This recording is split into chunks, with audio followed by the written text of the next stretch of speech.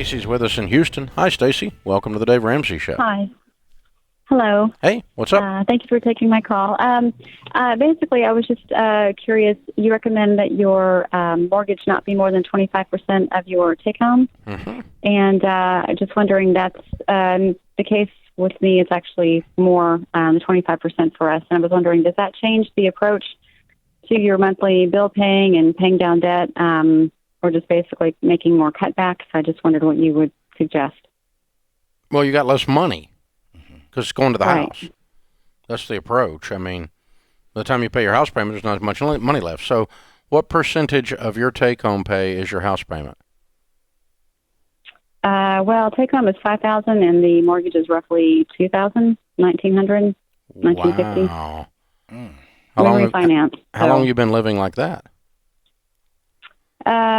Well, probably about 3-4 years. My husband was laid off after working for a company for 20 years, and he had a drastic reduction in pay with, the current job. So we just glad to have a job, basically, and just make the best of what you can do. So.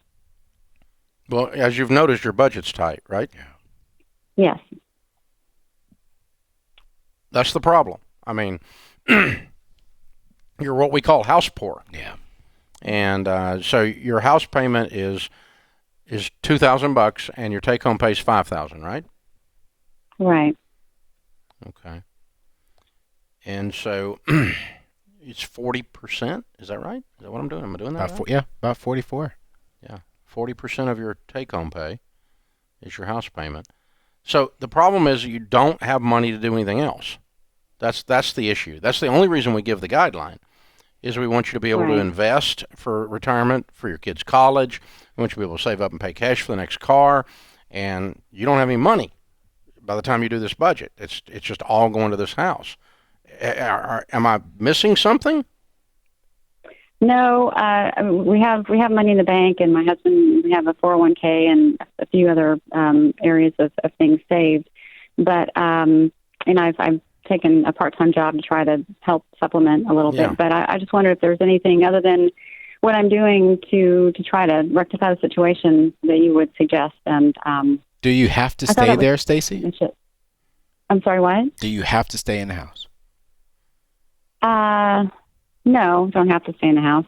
So have y'all considered or have a conversation about maybe it's time to downsize until we can get back to our income, so we could be in at least a healthier, more comfortable situation until we can get back on our feet?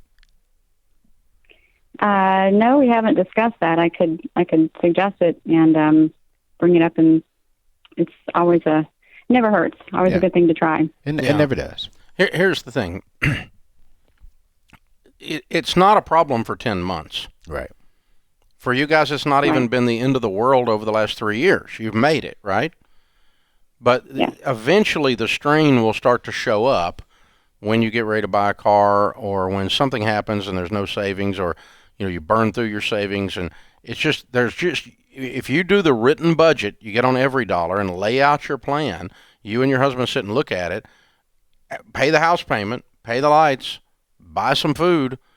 There's just not a lot left in this budget.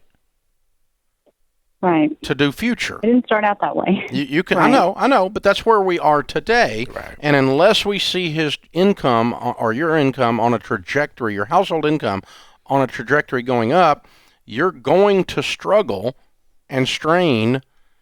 And Anthony's point is it worth it? Yeah. So I'm going to talk it through, and let's do the budget. Sit down and look at the budget together. Let's start, and say, okay, because it's not an arbitrary number. We didn't just go, at 26%, you're going to go broke, and at 25% of your take-home pay, you're going to be just fine.